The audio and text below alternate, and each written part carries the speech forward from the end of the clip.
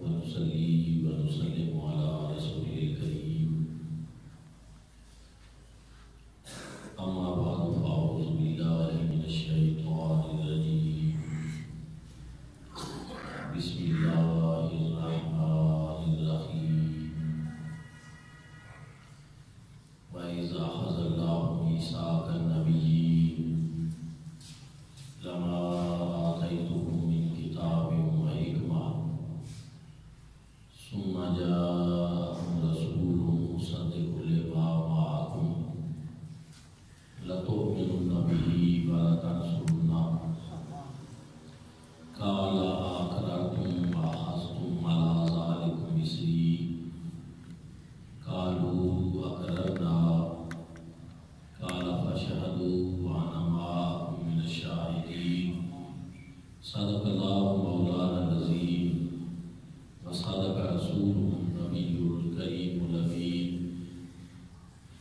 مولاي صل وسلم دائما أبدا على حبيبك خير الخلق كلهم هو الحبيب الذي ترجى شفاعته لكل هول من الأهوال مقتحم يا أكرم الخلق ما لي من ألوذ به سواك عند حلول الحادث الأمامي نہایت عزت و احترام کے لائق میرے پیارے نبی صلی اللہ علیہ وآلہ وسلم کے پیارے غلاموں، ماہ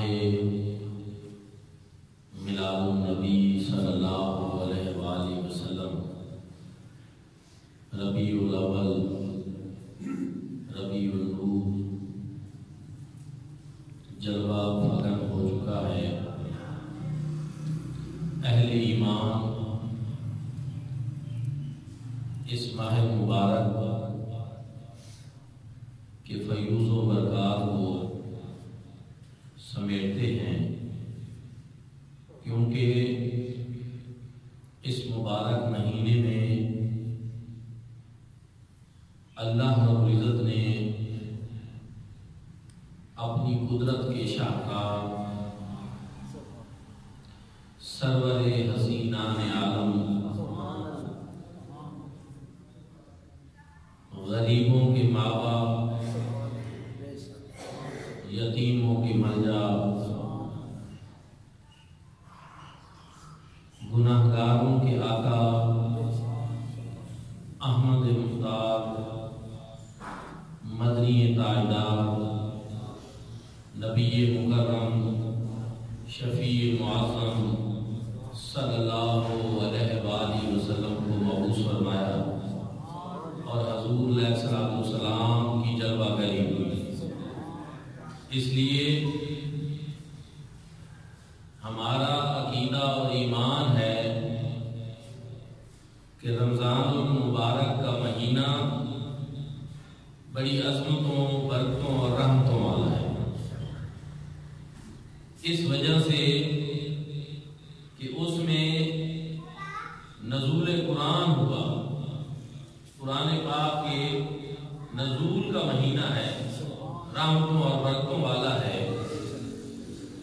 تو یہ ربیع الاول کا مہینہ یہ وہ مہینہ ہے جس میں صحب قرآن تشریف لائے۔ حضور علیہ السلام کی جلوہ گری نہ ہوتی تو نہ ہمیں رمضان نصیب ہوتا، نہ ہمیں قرآن نصیب ہوتا، نہ ہمیں رب کا عرفان نصیب ہوتا۔ آج یہ ساری نعمتیں اور برکتیں اور رحمتیں جو ہمیں میسر ہیں وہ حضور علیہ السلام کے وجود مسعود کی برکت کی وجہ سے۔ اس لیے اہل ایمان بڑے خوش ہیں، مسرور ہیں۔ ربیع الاول کے چاند طلوع ہونے کے ساتھ ہی چہرے خوشی سے چمک اٹھتے ہیں، زبانیں درود و سلام کے نغمات سے تر جاتی ہیں۔ ربیع بہار کو کہتے ہیں، اول کہتے ہیں پہلی کو۔ ربیع الاول کا مطلب ہے پہلی بہار، کہ کائنات عالم میں یہ جتنی آج بہاریں ہیں اور یہ رونقیں ہیں، ان سب کی اصل وہ بہار ہے جو مصطفیٰ کریم صلی اللہ علیہ وآلہ وسلم کی تشریف آوری سے ہوئی۔ دوستان ذکر میلاد پاک کی خوشیاں منانے کے کئی طریقے ہیں، اہل ایمان ان کو اپناتے رہتے ہیں۔ روزہ بھی رکھا جا سکتا ہے، نوافل پڑھے جا سکتے ہیں، درود و سلام میں اضافہ کیا جا سکتا ہے، محافل منعقد کی جا سکتی ہیں، سیرت طیبہ کا پیغام عام کیا جا سکتا ہے، اور سیرت طیبہ پر عمل کرنے کا عملی اظہار بھی کیا جا سکتا ہے۔ اس کی کئی صورتیں ہیں۔ ذکر مصطفیٰ صلی اللہ علیہ وآلہ وسلم کو عام کرنا، آمد مصطفیٰ کے چرچے کرنا، جلسہ منعقد کرنا، یہ صرف ہمارے ذوق کی تسکین کے لیے نہیں بلکہ یہ سنت الہیہ بھی ہے۔ پروردگار عالم نے قرآن مجید فرقان حمید میں بہت سے انبیاء کرام کی ولادت کے تذکرے خود فرمائے ہیں۔ انبیاء کرام کو جو اللہ پاک نے نعمت عطا فرمائی ان کے تذکرے بھی فرمائے۔ یہ سوال کا جواب ہے کہ حضور علیہ السلام کی آمد کی خوشی منانے سے زیادہ ضرورت اس بات کی ہے کہ سیرت طیبہ پر عمل کیا جائے، مشن مصطفیٰ کی بات کی جائے، دین مصطفیٰ کی بات کی جائے، سیرت اور دین کے عملی پہلوؤں پر بات کی جائے۔ تو سنیں، سیرت طیبہ پر عمل کرنا، شریعت مطہرہ پر پابند ہونا، اس سے تو کسی کو اختلاف ہی نہیں ہے، اس میں تو کلام کی گنجائش ہی نہیں ہے، کیونکہ ایک مسلمان سمجھتا ہے کہ اس کو سب سے زیادہ ضرورت اس بات کی ہے کہ وہ شریعت مطہرہ کے اوپر عمل کرے، لیکن شریعت مطہرہ پر عمل کرنے کے علاوہ میلاد مصطفیٰ کو منانا، حضور علیہ السلام کی آمد کی خوشیوں کو منانا، اس چیز کا تعلق انسان کے قلبی جذبات سے ہے، محبت سے ہے اور عشق سے ہے۔ دین کا ایک عملی پہلو ہے عمل کرنا، ایک دین کا پہلو ہے قلبی، حبی اور عشقی، اس کا تعلق اس کے ساتھ ہے۔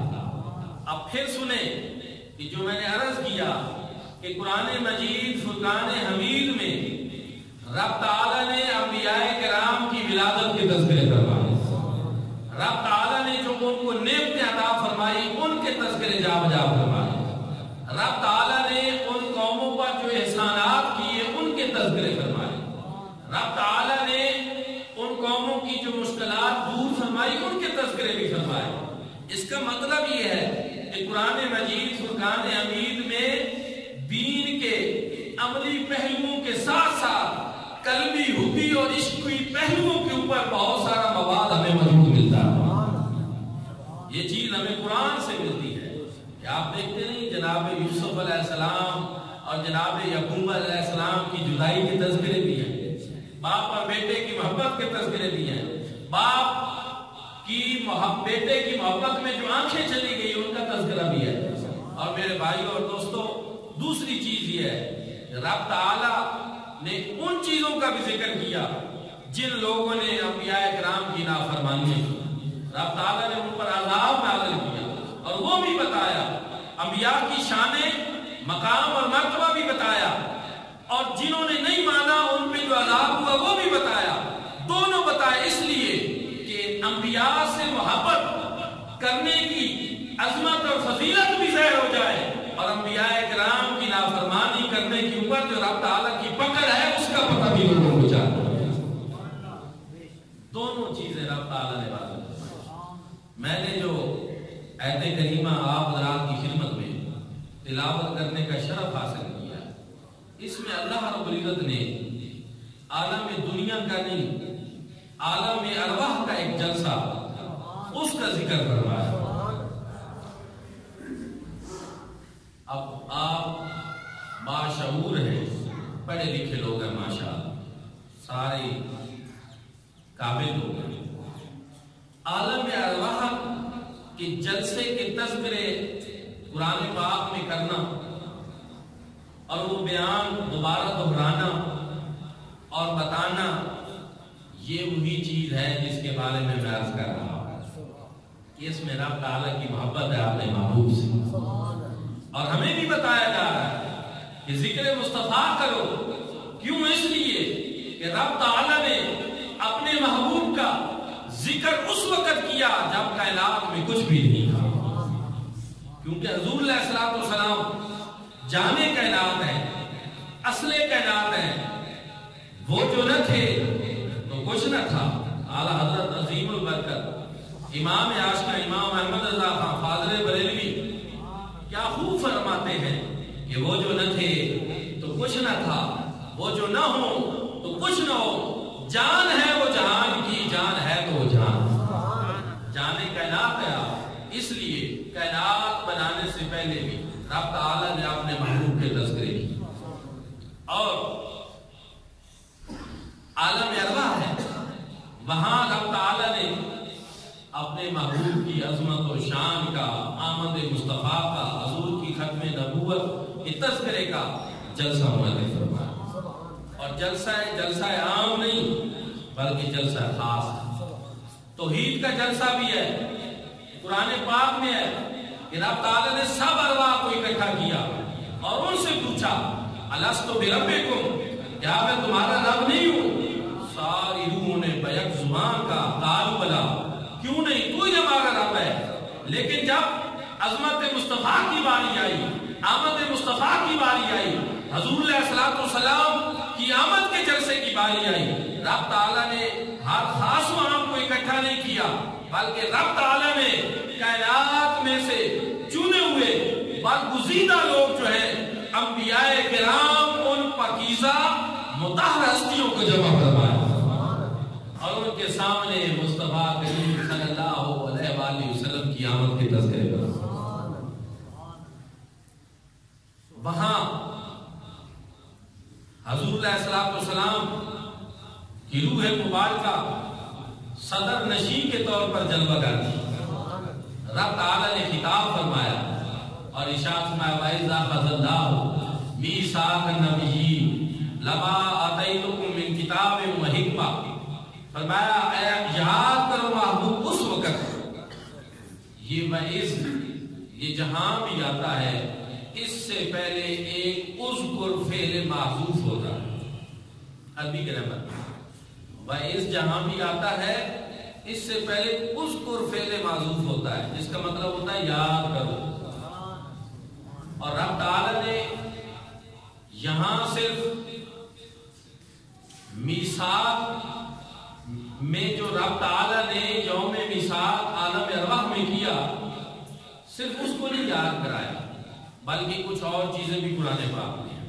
رب تعالیٰ نے ارشاد فرمایا وَإِذْ قَالَ رَبُّكَ لِلْمَلَائِكَةِ إِنِّي جَاعِلٌ فِي الْأَرْضِ خَلِيفَةً، یاد کرو وہ وقت جب تمہارے رب نے جناب آدم علیہ السلام کے بارے میں فرشتوں کو کہا کہ میں زمین پر اپنا خلیفہ بنانا چاہتا ہوں۔ دوستو، جناب آدم کی بات، ان کو خلیفہ بنانے کی بات اس وقت ہو رہی ہے جب کہ ابھی جناب آدم کی تخلیق نہیں کی گئی، جناب آدم ابھی پیدا نہیں ہوئے، ان کی پیدائش سے قبل ان کا ذکر فرشتوں کے سامنے رب تعالیٰ فرما رہے ہیں۔ میرے بھائی اور دوستو، اگر جناب آدم کو یہ شان مل سکتی ہے تو آج جس ہستی کا ذکر کر رہے ہیں یہ تو جناب آدم کی بھی سردار ہے۔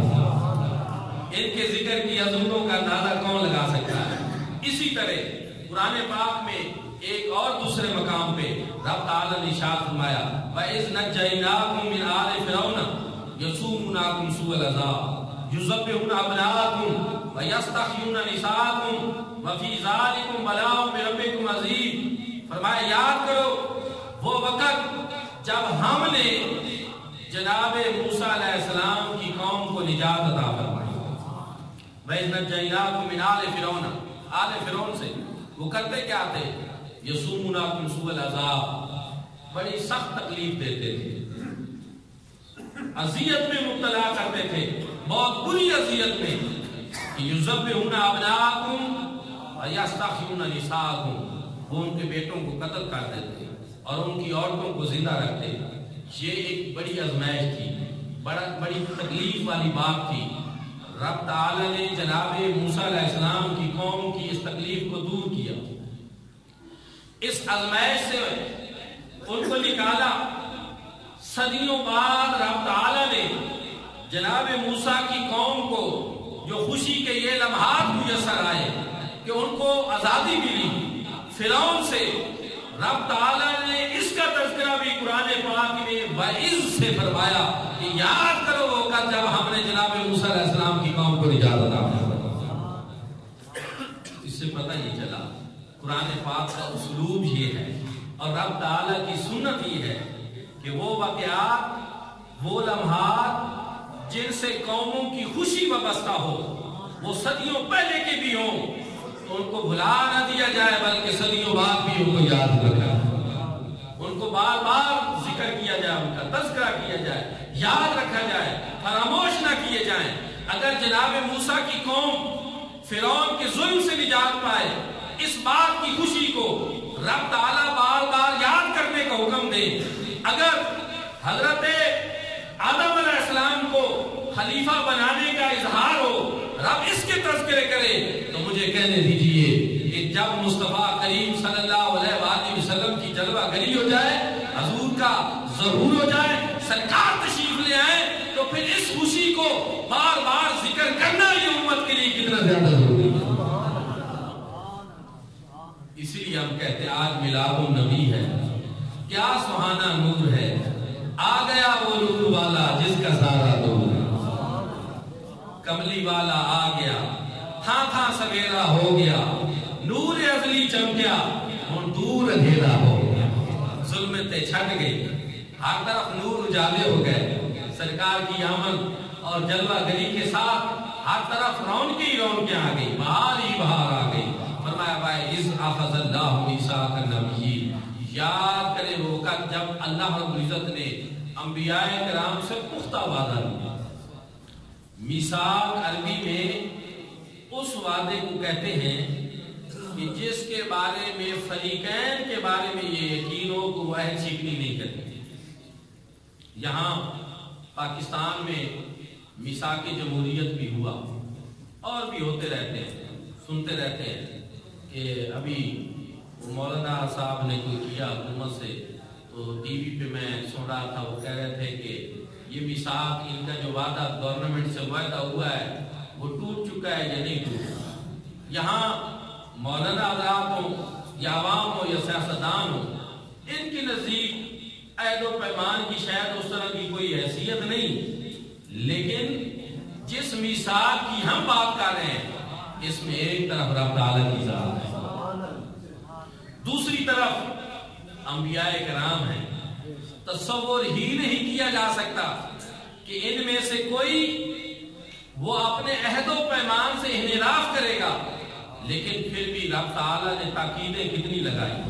ایک تو اس کو میثاق قرار دیا، وَإِذْ أَخَذَ اللَّهُ مِيثَاقَ النَّبِيِّينَ، انبیاء کرام سے پختہ وعدہ لیا کہ لَمَا آتَيْتُكُم مِّن کِتَابٍ وَحِکْمَةٍ، قسم ہے تمہیں اس کی جو میں تمہیں دوں کتاب اور حکمت میں سے۔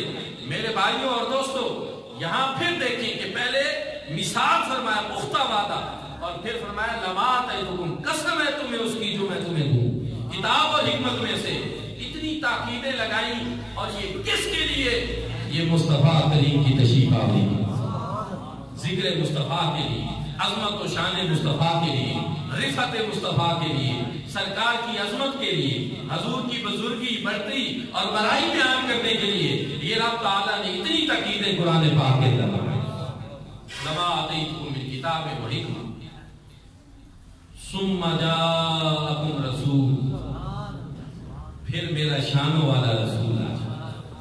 ثم تاکید ما تراخی کے لیے آتا ہے، تاخیر کے لیے آتا ہے، سب سے آخر میں کسی نے آنا ہو تو پھر اس کے لیے بھی ثم استعمال کیا جاتا ہے۔ عالم ارواح ہے، دنیا میں رب تعالیٰ نے یہاں انبیاء کرام کا اعتبار نہیں کیا، عالم ارواح میں کیا۔ کیوں؟ ایک تو اس لیے کہ شروع دن سے انبیاء کرام کو پتہ چل جائے کہ بے شک ہم نے دنیا میں جانا ہے، لیکن ہماری نبوتیں، رسالتیں اور کتابیں یہ مصطفیٰ کریم صلی اللہ علیہ وآلہ وسلم کی نبوت کے تابع ہیں۔ مصطفیٰ کریم رسول مطلق ہیں، رب تعالیٰ کے خلیفہ مطلق ہیں۔ جب سرکار کی تشریف آوری ہو جائے تو پھر تمام انبیاء کی نبوتیں، رسالتیں وہ ان کو چھوڑ کر ضروری ہے کہ وہ مصطفیٰ کریم کے اوپر ایمان بھی لے آئے اور ان کی خدمت کے ادا بھی ہو جائے۔ اس لیے ایک تو یہ چیز، دوسرا ثم جاءکم رسول، جب میرا شانوں والا رسول آ جائے۔ جا یہ جیو کا مطلب ہوتا ہے آنا، آمد ہونا۔ لوگ ہمیں کہتے ہیں کہ ربیع الاول کا مہینہ آ گیا ہے، آپ کے جلسوں کا عنوان ہوتا ہے جی جشن آمد رسول، جلسہ آمد مصطفیٰ۔ یہ عنوان آپ نے کہاں سے لیا؟ ہم نے کہا ہم نے قرآن سے لیا۔ جا یہ جیو کا مطلب ہی آنا، آمد ہونا۔ مصطفیٰ کریم کی آمد کا تذکرہ جو عالم ارواح میں ہوا، رب تعالیٰ نے، ہم اپنی زبان میں اس کا ترجمہ آمد رسول کرتے ہیں، عربی میں ثم جاءکم رسول، فرمایا جب میرے شانوں والے رسول کی آمد ہو جائے۔ پھر اس میں ایک بات ہے کہ میں رسول ان کا ترجمہ شانوں والا رسول کر رہا ہوں۔ کیوں؟ لفظ رسول یہ نکرہ ہے، الناکرۃ للعموم، یہ عموم کے لیے آتا ہے، عام چیز کے لیے آتا ہے، اس کو بیان کرنے کے لیے، عمومیت کے لیے۔ لیکن اللہ پاک کو یہ بات گوارا ہی نہیں ہے کہ اس کے محبوب کا تذکرہ ہو اور وہ عمومی انداز میں۔ پھر اس کے لیے رب تعالیٰ نے اہتمام فرمایا، اس کے اوپر تنوین ڈالی، دو پیشیں وہ ڈالی، کس لیے آتی ہیں؟ التنوین لتفخیم شان، کسی کی بلند شان، اعلیٰ مرتبہ، کسی کی عظمت، علو شان کو بیان کرنے کے لیے تنوین لائی جاتی ہے۔ جب اسی لفظ رسول کے اوپر یہ دو پیشیں آئیں تو پھر اس کا ترجمہ یہ ہو گیا کہ ثم جاءکم رسول، پھر جب سب سے آخر میں میرا شانوں والا رسول آ جائے۔ یہی وجہ ہے کہ امام راضی جیسا مفسر جب اس مقام پہ پہنچا، کون راضی جس کے بارے میں حضرت اقبال کہتے ہیں اسی کشمکش میں گزری میری زندگی کی راتیں، کبھی سوز و ساز رومی، کبھی پیچ و تاب راضی۔ وہ امام راضی جب اس مقام پہ پہنچے، کہا لوگوں یہ جو رسولوں کے اوپر تمہیں دو پیشیں نظر آ رہی ہیں نا، دو پیشیں، یہ دو پیشیں ہی نہیں، یہ عظمت رسول کے وہ دو جھنڈے ہیں جو رب نے قرآن میں گاڑ دیے۔ عظمت مصطفیٰ کے وہ جھنڈے ہیں جو رب نے قرآن میں گاڑ دیے۔ ثم جاءکم رسول، پھر جب میرا شانوں والا رسول آ جائے۔ اور اس کا ترجمہ ہمارے پنجابی کے حضرت میاں محمد بخش صاحب عارف کھڑی شریف نے بھی یہی بات سمجھانے کی کوشش کی جو امام راضی نے کی کہ زیرہ زبراں شدہ متاں شان تیری وچائیاں، آما لوکاں خبر نہ کائی اتخاذہ ربرا۔ کچھ لوگ ایسی چیزیں پڑھتے ہیں، دیکھتے ہیں قرآن میں، لیکن آگے گزر جاتے ہیں، بیان نہیں کر سکتے، ہمت نہیں ہوتی، توفیق نہیں ہوتی۔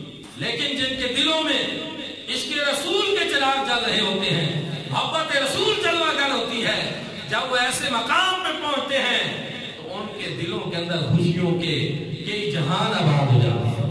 وہ کہتے ہیں دیکھو نا، رب نے اپنے محبوب کا ذکر عام انداز میں نہیں کیا، بڑے خاص انداز میں کیا۔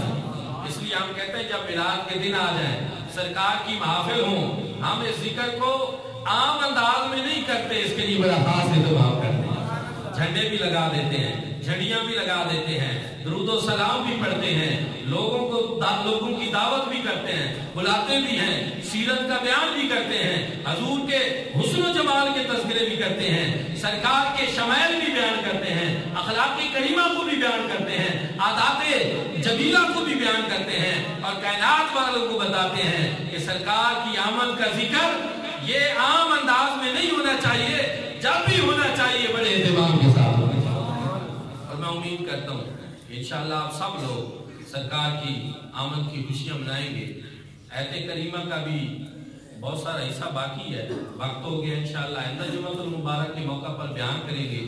آپ سب حضرات درود و سلام کو پڑھیں، اور انشاءاللہ 12 ربیع الاول شریف کے دن جامعہ مدینۃ النبی صلی اللہ علیہ وآلہ وسلم میں عظیم و شان فقید المثال میلاد مصطفیٰ صلی اللہ علیہ وآلہ وسلم کانفرنس ہم منعقد کر رہے ہیں۔ آپ سب حضرات وہاں تشریف لائیں، اس کانفرنس میں شریک ہوں، وہ درود و سلام جو آپ پڑھ چکے ہوں وہ وہاں پر جمع کرائیں، اور انشاءاللہ آپ دیکھیں گے کہ یہ درود پاک جو ہے اس کی تعداد انشاءاللہ کروڑوں میں چلی جائے گی۔ رب تعالی ہم سب کی حاضری کو قبول فرمائے۔ آخر دعوانا الحمدللہ۔